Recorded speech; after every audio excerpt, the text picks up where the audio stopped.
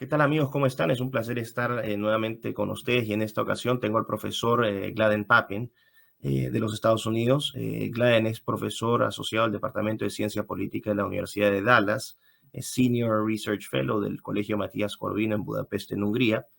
Ha sido o es fundador y coeditor también de las revistas American Affairs y Post-Liberal Order, y también es asesor de Nicola Center for Ethics and Culture de la Universidad de Notre Dame en los Estados Unidos. Ha sido señalado como uno de los intelectuales conservadores jóvenes más importantes de los Estados Unidos en el resurgimiento del conservadurismo, especialmente después durante la presidencia del presidente Trump y después de la presidencia del presidente Trump, una reconstrucción del pensamiento conservador. Así que creo que es una figura muy interesante para tener en nuestro canal. Y bueno, Gladden, thank you for accepting this interview. It's a pleasure. I was just introducing, so any initial words for my audience? Well, it's really great to be here. I know your show has quite the following, and it's great to be able to discuss with you and talk to your audience. No, thank you, Gladden. Just if you allow me a little advertisement, my video on conservatism, principles of conservatism, has just reached 100,000 views on YouTube. So that's particularly Congratulations! Yeah. Yes, for a subject such as conservatism, which is not like the mainstream aspect of it, but still very happy. Anyways, so let's start with this interview. Of course, you position yourself as a conservative, a young conservative academic, but we cannot understand what's going on with conservatism now if we don't take into account the Trump effect before, during, and after his presidency. Can you make, of course, this is a wide question, but if you can summarize the main aspects of what has happened with conservatism before and after the Trump phenomenon? Sure. Well, Trump was obviously a singular and unique figure in the history of recent American political thought. Everything, in a way, as your question implies, is defined around being, before, during, or after Trump. But he made a real impact on the Republican Party, and specifically the way that American conservatism is conceived. The Republican Party in the decades before Trump had really made itself into what we call a fusionist party, where it was the fusion of a kind of radical free market libertarianism and support of free trade, deregulation, broadly economic libertarianism, and social conservatism on the other hand. And basically what happened over the decades before Trump is that those two things, which maybe went together at some point in the 70s or 80s, when there was still a super heavy regulatory state and high tax burdens that had to be reduced, at some point those stopped working together coherently. For the average American family, which was voting for the Republican Party and conceived of itself as socially conservative, what had happened to it economically, in the decades prior to Trump. After the Cold War, all throughout the 1990s, the story was free trade. America signed a number of free trade agreements. China was welcomed into the World Trade Organization at the turn of the new century. And basically in the 10 years or so after that, leading up to Trump in 2016, America's industry was devastated. A lot of our, heavy manufacturing moved to China. Everything became digital. We were going to have all the jobs of the future were going to be tech jobs. And it turned out that left a lot of Americans behind. And because of the way that the, ideology of the Republican Party had been constructed, there really, hadn't been, they hadn't had their voice heard, at the highest levels of Republican policy. Quite the contrary, the party was pursuing things that were contrary to their interests. So somehow Trump broke through all the noise, with his own peculiar brand and with his own noise itself, if you will.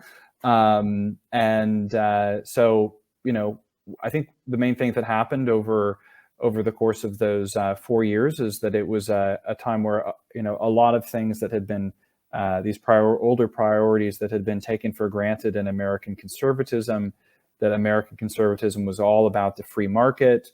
Social conservatism, support for the family had kind of become, you could prove your socially conservative credentials just by saying that you're going to appoint pro-life justices. I think that dynamic changed. There have been a lot of new organizations on the right that have sought to reconceive American trade policy. Trump made a lot of moves in that direction. And Trump also drew back from America's kind of adventurous international commitments that had also marked basically the post 9/11 era. That era had become the era of neoconservative foreign policy. Trump set himself basically against, the Bush agenda in foreign policy, as well as, at least notionally, domestic, free market economics and stuff like that. That said, the Republican Party is an existing big structure. The donors that support it haven't gone away. The main lines of its policy commitments haven't totally changed. They had to kind of absorb Trump for a while. And so I guess there's a big question mark over the future. What will it look like over the next 10 or 20 years as the Republican Party adapts and changes to a lot of the changes on the ground? Mm-hmm. And of course, we can also add the fact that, so we can say that to a certain extent, Trump brought back certain elements basic elements for conservative political identity, to so speak. But there was another problem which was also replicated or also happened in Europe, is that to a larger extent, conservatism submitted to the tenets of liberalism. And at some point, they became just indistinguishable. I mean, in terms of social policies, for example, you would have expected, of course, this liberal view of, not, I would say, anti-family, more individualistic, nihilist and hedonist approach to politics and to society. And on the other hand, you would have said, well, conservatives should stand against this, against the promotion of the rainbow agendas, I call it, these multiple-headed agenda, of environmentalism, LGBT, gender studies, or all these things. How do we come back from that? Because that has been a massive loss of identity. And then you come up and say social conservatism. This brings me to the question, what is the response to the damage that caused this submission to liberalism? And what kind of stream do you bring with your own conservatism? You're really right. I think a lot of that you describe goes back to impulses that were first set in place during the Cold War. During the Cold War, the West stood for liberty, and we kind of built an ideology around that. The West was going to stand for liberty, liberal democracy, individualism, capitalism, freedom, etc. And the other side stood for, the other side was communist and socialist, and stood for basically that plus, authoritarian government, tyranny, starvation. After the end of the Cold War, the Cold War ended basically, without shots fired, as it were. The other party, the Soviet Union, collapsed, and Americans in particular thought, well, liberalism has won forever. The principles that were animating us, we can just extrapolate them to the ends of the world. And this was really built up as a whole ideology. It kind of set the tune for everything from policy making. We called it the Washington Consensus, to political science, where they came up with doctrines like no two democracies have ever attacked one another, and therefore if we make the whole world democratic, there will be no more war. And they also had this idea that because we caused the Soviet Union to collapse, or because the Soviet Union collapsed, injecting more liberalism, more advanced liberalism elsewhere will cause the same thing. We can just trade with China, and that will cause China to turn into a liberal democracy. We can trade with Cuba, and Cuba will become a liberal democracy, et cetera, et cetera. So they had this real vision of this, and the funniest version of this by the New York Times columnist Tom Friedman, and in one of his books in the late 1990s, he came up with something that's called they call the Golden Arches theory of world peace, and this is that no two countries, each of which has a McDonald's, have ever gone to war against one another. So I think, and, one of the emblems of this was, McDonald's opening in Moscow, right after the end of the Cold War. It's funny, it's pretty clear that actually we no longer believe that, liberal corporations have this power. They've all pulled out of Russia. If they all believed that, more liberalism, more liberal capitalism there would create a liberal democracy, wouldn't they stay in order to promote it? Instead, it turned out that we, the liberal West, were basically defenseless against anything that presented itself to us under the name of liberal. So, it turned out there was really no principle at all other than, more liberalism. And who defines what more liberalism is? Well, it defines itself by, unfolding in higher and higher stages throughout history. So we became utterly defenseless against claims that, marriage isn't between one man and one woman, but it can be anything, gender is anything you want it to be, etc. All this goes together with what happened in our economy. We pushed aside heavy manufacturing and the solid communities that can help to build, and everything became kind of soft and digital. The social media companies, those are capitalism now. That is the most successful example of Western industrial capitalism. So we're at a strange point now where this system has had basically a good 30-year run after the end of the Cold War. It's pretty clear that no one actually wants to take a bullet for liberalism. The societies that are willing to fight and defend themselves against whatever the foe or challenger may be are the ones that are rooted in their fundamental identity, rooted in family, in fundamental commitments. You can look at surveys of Europe. What's the percentage of your population that would be willing to fight and die to defend itself? These maps have been going around, and it maps on pretty well to about what you would expect, that the more traditional, more grounded, Central and Eastern European countries are firmly committed to their own defense. So, I think Trump was an important kind of point in cracking this post-1990s liberal consensus. Brexit was another contributor. We're not just headed toward an endless future of further and further global integration or further and further European integration, but national identities can't be gotten rid of so easily. So we're in a post-liberal era. The idols of the liberal era, even though they become more shrill, maybe affect us more in their in our daily lives, and now in the last few weeks even seem determined to egg on a major global conflict. They don't have the same power over the soul that they did 30 or 40 years ago. So people are searching for the basic constituents of a new order, and it turns out that there is no secret about what that is. It doesn't take a PhD to realize that God and family are the basis of a good social order. And it brings me, if you allow me, to go a little bit deeper in terms of in philosophical terms.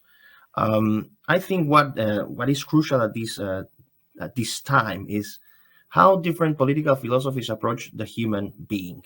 So, for instance, you will talk about liberalism, and to a certain extent, there has been a theoretical construction of the liberal man as let's say the Davos man, the Homo economicus, this rational, super rational individual that always makes cost-benefit analysis. That's why you have this very utilitarian approach, these are very rationalistic, but it turns out to be rational and less at the end. But you have this construction of a theoretical construction of men. On the other hand, you talk about communism or socialism, and they have this version of the proletarian, this virtuous being, that never makes mistakes, always oppressed, with the moral high, with the moral altitude to get rid of the capitalists through revolution. But conservatism is different in that sense, because conservative assumes the limitations, the natural limitations of human beings. It doesn't idealize the human being. It accepts that the human being has limitations. And this is where my question comes. And I think it's also a question and a reflection, which I would like you to comment about. In this age of endless, I quote this, of endless possibilities brought by technology, where the human limitations look like an obstacle, and make conservative philosophy a little bit outdated, and that's why it's so not so attractive perhaps to the young generations who are so ingrained with technology. How do we counteract this reality? Because I think this is a fundamental issue within conservatism, that it is not because of this acceptance of our limitations, it's not so appealing to younger generations who feel that technology will make them extremely powerful. That transition from Homo sapiens to Homo Deus, everybody thinks it's going to become a god through technology. Please give me your thoughts about this reflection. Well, conservatism has nature on its side. It's not just an irrational, perpetuation of, random customs and traditions. Those are valuable, but that's not all that it is. It's something that coheres with human nature. Look at the surveys of how people feel in their, we've been sold this idea of adulthood, which is basically free of constraints, right? Youth is constraint, and adult no longer means assuming responsibility, but unbuttoning and basically like freeing oneself of responsibility.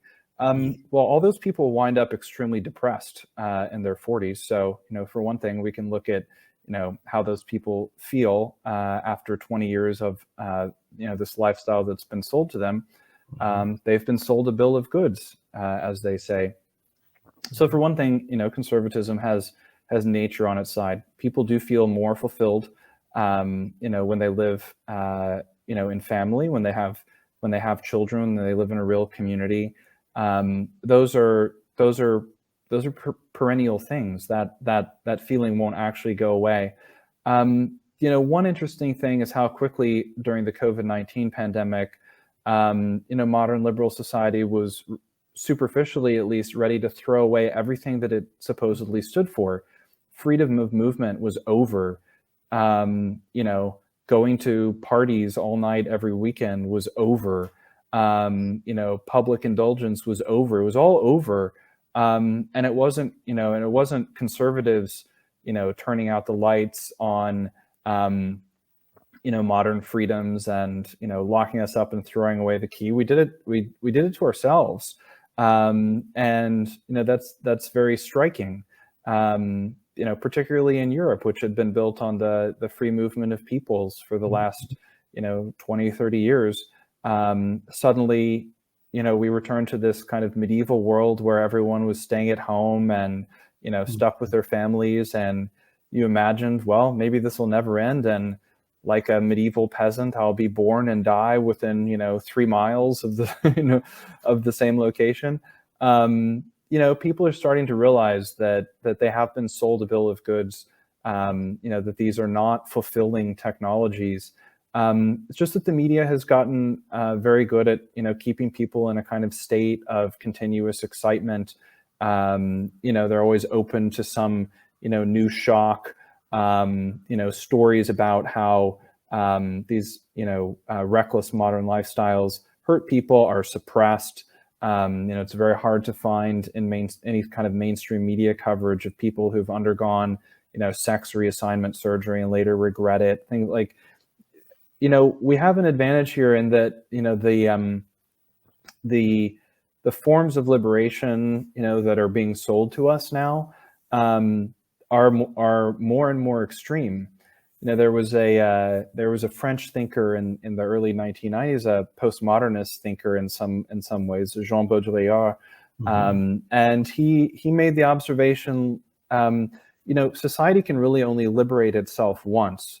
Like, we already had 1968. We already had 1968 in France, 1969, in the U.S. We already threw off all of the moral bonds. It's already done. And he had a very cheeky way of asking questions, and Baudrillard. And so he said, "What do we do now that the orgy is over? Like, it's all done. Everything's been tried."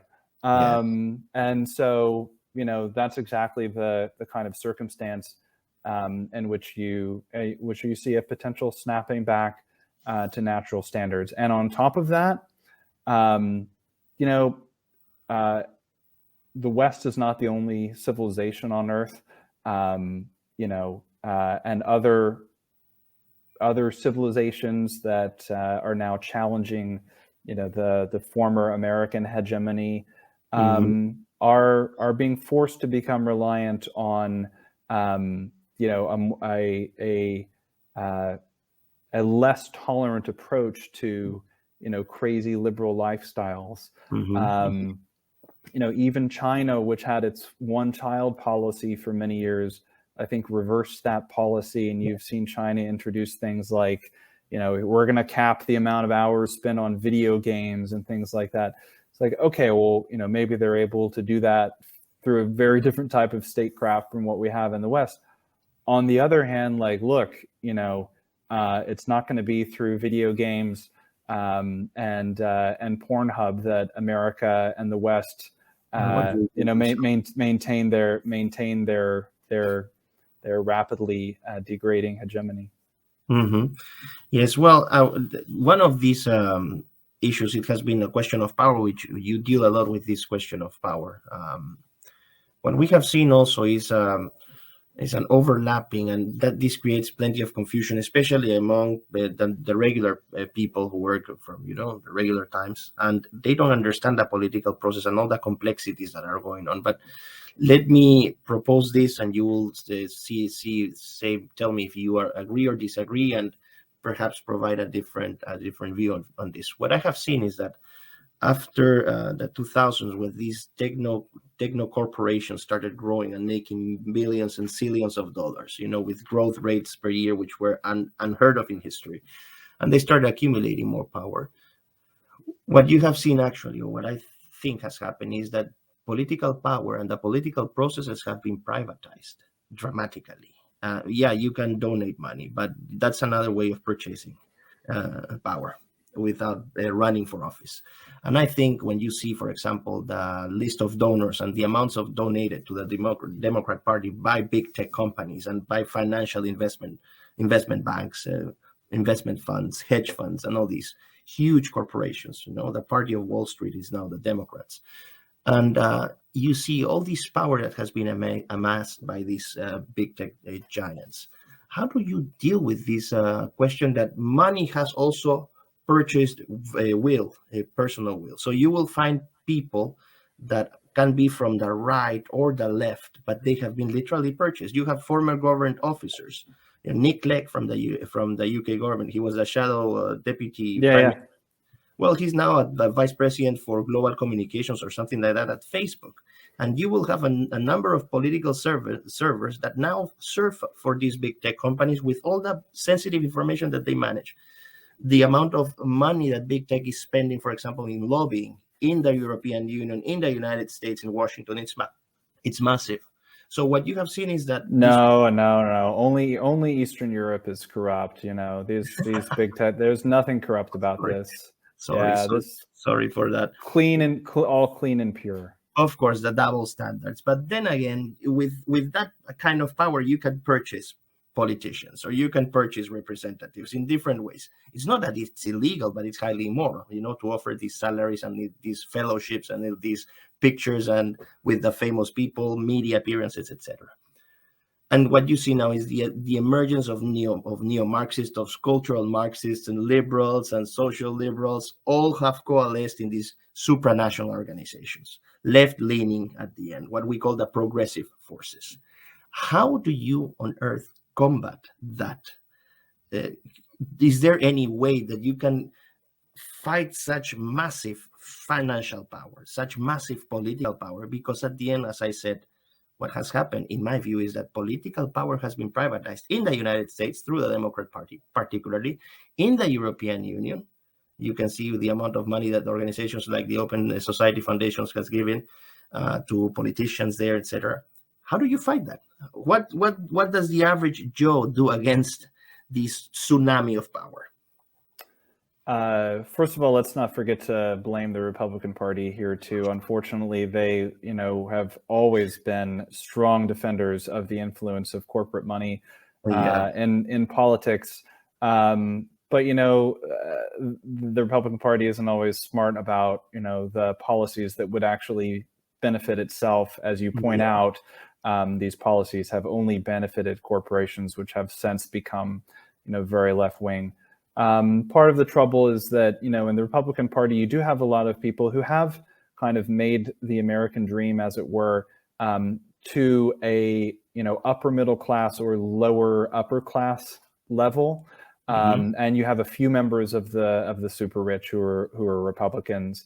But like basically what happens is that, those people feel, very proud of their own hard work, and they assume that by supporting policies that they think of themselves as being pro-business, but they don't really distinguish between the types of businesses. We could have policies that support small and medium enterprises, but punish the super large corporations like Facebook, Apple, Amazon, and Google, which are extracting so much value out of the platforms that they've created. So first of all, we have to have a major rethinking of this. At American Affairs, we've published a number of articles in this area, and one article by Michael Lind, the political economist and commentator, he points out that we have had this problem before with the railroads. Obviously, that's a different type of industry from social media companies, but it's kind of the same. These people created created a network and then kind of sat on top of it and extracted value from it. So what do you do with those companies? A lot of people are saying, well, we should just break them up. But Lind's proposal is to regulate them. You're going to be something kind of like the internet will have to be something kind of like a public utility. I guess what I was saying earlier is that represents a real change in the way of thinking for the American conservative mind. And it's a good and very important change. But it'll have to go a lot farther and be more aggressive for it to be influential against these large and very dangerous companies. I guess the only thing I would add to that is that I think we're seeing that sometimes these companies have created dynamics that they can't fully control. When you're thinking very critically about the large social media companies, you think, okay, well, they've really got kind of their fingers on the levers of all human behaviors, and they can like dial things up and dial things down. Sometimes they have a hard time dialing things down. Like they're very good at kind of generating like an emotional response. And it's true that those can be very transient, because people kind of like get caught in a wave. But when you're glued to the internet all the time, like it might be a few weeks before you realize, oh, hey, I haven't heard about COVID in a while. What happened to it? Because you're just kind of caught in this like sea of impressions. But that's created a kind of meme-based behavior, a very reactive and reactionary culture, and that's driving a lot of our political decisions too. So what's happening right now is that through our kind of very reactive response to the conflict in Ukraine, we may be accidentally creating like an alternative economic system over in the East that's, the US dollar. Yeah, the US dollar has been the world's reserve currency for a very long time. But, this kind of highly reactive sanctions regime where like every Western company suddenly pulls out, everyone is caught in a complete fit of it's almost like a kind of combination of social media passion and diplomacy is leading to all sorts of potentially rash decisions.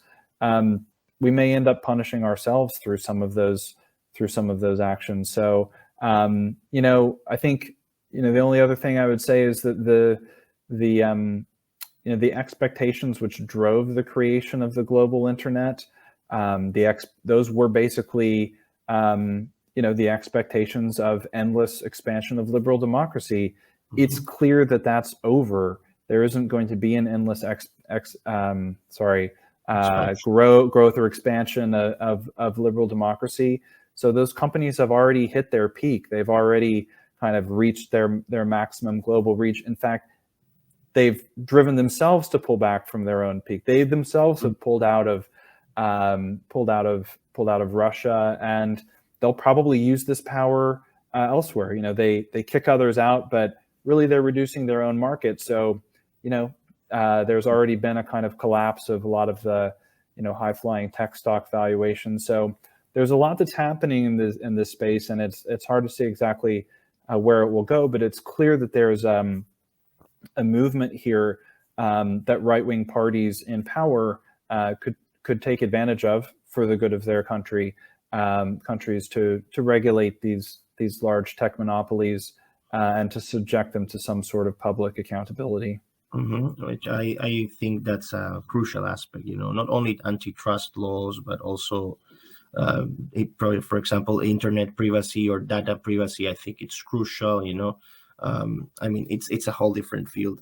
Then again, what brings me into, we were talking about big tech and the real possibility of having like two technologically incompatible systems, one led by China, because and one by the United States, especially these big tech firms. It's kind of a new world that is emerging as, let's say, the trade routes and the physical economy is becoming more digital, it's becoming more automatized. And then again, in this digital world, borders, nation states, and territories become, to a certain extent, meaningless in this exchange of goods and services and opinions and ideas. For some, it might look like this. And this is the question I bring for you is, within this digitalization of the physical world, the automatization of this physical world, and the conservative desire and drive to defend its motherland or fatherland, to be, to recognize its physical geographical borders, the nation state concept, against this digital world that is growing and growing, whether it's a unipolar US dominated or bipolar with the China compensating. But how do conservatives respond to this very pressing question? Because it is a real thing. It's a real threat. Where do nation states end in this game of digitalization, and what happens? What's the conservative response in terms of affirming an identity through the fatherland, the country it saw you be born, to put it some way? Yeah, well, I think it starts from the point that I made a moment ago, that the global internet is over, and the way that's currently being portrayed in the media is not quite in those terms. Instead, we're saying, well, there's the free and the open internet, and that's in the West, and then there's the Russian autonomous internet, the digital Iron Curtain over there. And the Chinese Great Firewall kind of encompasses China. And so over there in China, you have state-run media, and it's all controlled and censored. And in Russia, it's state-run media, and it's all controlled and censored. But over here in the West, it's completely free. And in fact, not only is it completely free, but we have a whole group of experts who are ensuring the accuracy of information on the internet at all times through their fact checks. So you not only get complete freedom, but you also get accurate information. This is great. Well, yeah, the internet is splitting into different blocks. And, you know, again, we portray ours as not the American bloc, not the American sector, not the Western bloc internet, but just as the free and open internet. Well, what's going to become clear, you know, as people realize it, as, you know, incidents like we've seen in the last few weeks with tech companies kind of throwing their political power around, it's going to become clear that either, you know, the big tech companies are going to become like semi-sovereign entities that are kind of politically controlling this block, or at least have like their hands on levers of social reaction. They know that they can, you know, unleash a bunch of memes, you know, somewhere and cause people to react angrily, or they can, you know, they can remove sitting politicians, office holders. They can, you know, throttle information up and down, even in their own sphere. You know, either that's going to happen. They're going to become more sovereign, more political, or the political control will have to reassert itself over the tech companies. Is what's the indication that that might happen? Well, I think we have to ask ourselves, you know, are all partners to the, you know, Western bloc internet happy with this new power that, you know, Google and Facebook, or Meta as it's called now, have? Are we happy with their ability to, you know, potentially turn out the lights on, say, an entire country? What if Amazon Web Services decided to disconnect Hungary? What if you know, Microsoft Cloud Services decided to, you know, cease providing cloud services to Poland, or to do so only in exchange for certain rule of law guarantees there, as they understand it? You know, all these things are entirely possible, but, you know, it's also likely that people won't think about them until it's too late. Look, you know, as a kind of traditionalist conservative myself, I would, you know, be just as happy to live in the analog world where, you know, you had to, you know, form a relationship with your teller, you know, at the bank in order to, you know, get money out, and have these like elements of human interaction. And, you know, I remember that time many years ago. I think it was 3 years ago, that, you know, you would still have like a regular, you know, UPS driver at your door in America, and you had like a relationship with them. And now it's been totally automated by Amazon, you know, which, you know, has, you know, underpaid workers drop off stuff on Sundays, which never happened before, or in the middle of the night. So, I mean, I'd love to roll back the clock, but in the absence of rolling back the clock, I think the fact is that the, you know, the American-led internet and the, you know, tech companies, which are really small states that are kind of disguising themselves, those are tensions which will work themselves out over time.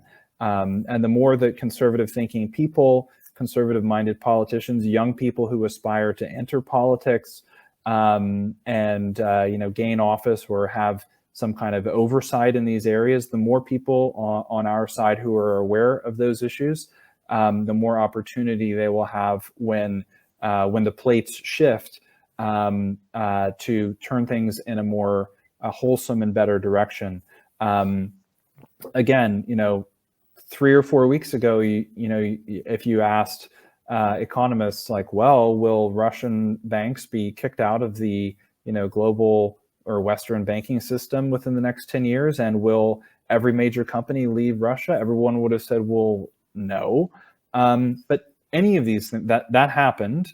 And, you know, and it happened because of pre-existing tensions that eventually bubbled up. The same thing will happen elsewhere in the West. And, you know, technology is easily replicable. It's not impossible for Finland to have its own internet that, you know, interacts with others and is subject to more political control. But we'll see. Yeah, I think those are one of the pressing questions and the pressing issues in the 21st century is going to be the relationship between these techno corporate giants and nation states governments in particular. And just to move to the last question, and going again with these big tech the balance of power between nation states and big tech and government big tech. Yeah. It seemed that in the front of war, that the Russian invasion to Ukraine, among the measures that have been taken is to censor Russia Today and any outlet of Russian outlet that would spread misinformation, which when it could be the case. I mean, media is not very objective these days. But we have also seen the extreme in this has proven already. It's not a theoretical issue. It has been proven that power that big tech has in public life issues. Now, big tech has the power to take policies that have been considered before a prerogative of nation states and governments. How do you deal with this issue where such a small sector, it's an oligopoly almost, an oligopsony, how this small, very massive, powerful sector can play with truth now? How does this, what implications does this monopolization of information or oligopolization of information management have over civil life, over civic life, over the public sphere? I think it was a very good question. I think it has primarily a distorting influence. Again, it's very easy to whip up frenzy on social media. It's difficult to direct it, but it's easy to kind of whip up frenzy and keep it attracted to something, and then that issue moves away, and there's another one. This would be fine, well, not fine, but it would be tolerable if it were merely kind of for fun. It would be fine if it were merely a form of entertainment. It would be fine. It would be fine if it were merely propaganda. Basically, it would be fine as long as there were somewhere adults in the room making coherent decisions. The trouble is that now the adults in the room have grown up in the same environment. Their reference points are not, deep knowledge of European history, Roman history. Their reference points aren't like Thucydides and Machiavelli and the works of Churchill, whatever. Like that, it's comical even to mention those things, unfortunately. In the same paragraph as Western leaders these days. Instead, their reference points are Marvel Comics, Star Wars, the last 3 weeks of social media outrage. Their reference points are basically themselves. And so they're no longer, separate from the propaganda. They're propagandizing themselves. Maybe it's different in Russia and China. I don't know. Let's just assume that Russia is a heavily propagandized society. I don't know, since I no longer have any access to what goes on there. I can't even evaluate it. But I assume that it's the case. Are the decision makers, propagandizing themselves, or are they propagandizing the audience? I don't know. But what I do know is that in the West, now our decision makers are propagandizing themselves. They're frequently, you could say, memeing themselves into decisions. They whip up hysteria to which they themselves are subject, and I think that's a change. Again, maybe I'm wrong. Maybe that's been more of a political phenomenon in modern times than we think. After all, during the First World War, America did basically try to cancel German culture at home. It basically canceled the German language. And even as recently as the American invasion of Iraq in 2003, I can remember well the anti-French fervor that occurred at the time, because the French were, hesitant about the American invasion. And in fact, one of the neoconservatives at National Review wrote a book called, this is a very implausible title, Our Oldest Enemy, about the history of American relation with France. Like, come on, we didn't declare independence from France, we declared independence from Britain, and Louis XVI helped. Like, so, clearly America can whip itself into frenzies like this. But it seems like it seems like our current environment has these new properties that the decision makers are propagandizing themselves.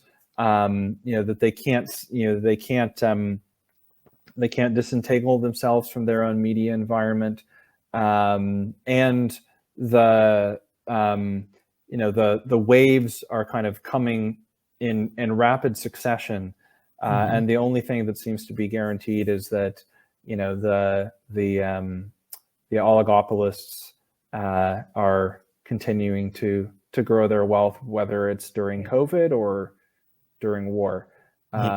So you be the judge. Well, Gladden, thank you for this wonderful conversation. And I would extend it more, but I don't want to abuse your time. Thank you for your insights, for your knowledge.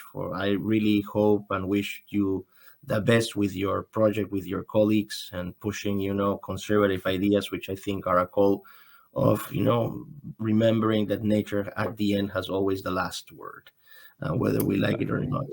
So, any final words for my audience or for the conversation? Just end as you want, and then I can close the talk.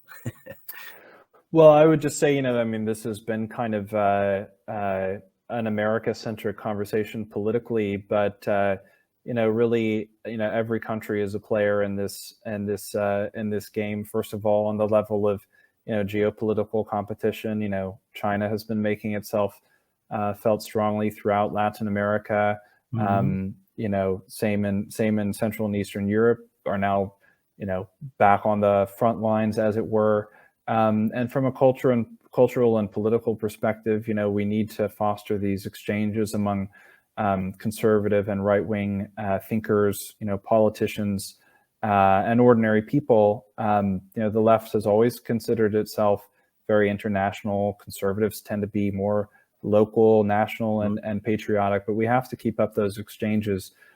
So just a word of commendation. Those exchanges are very good. And it's very important that they go both ways. That American conservatives become more familiar with conservative thought from the Spanish-speaking countries as well.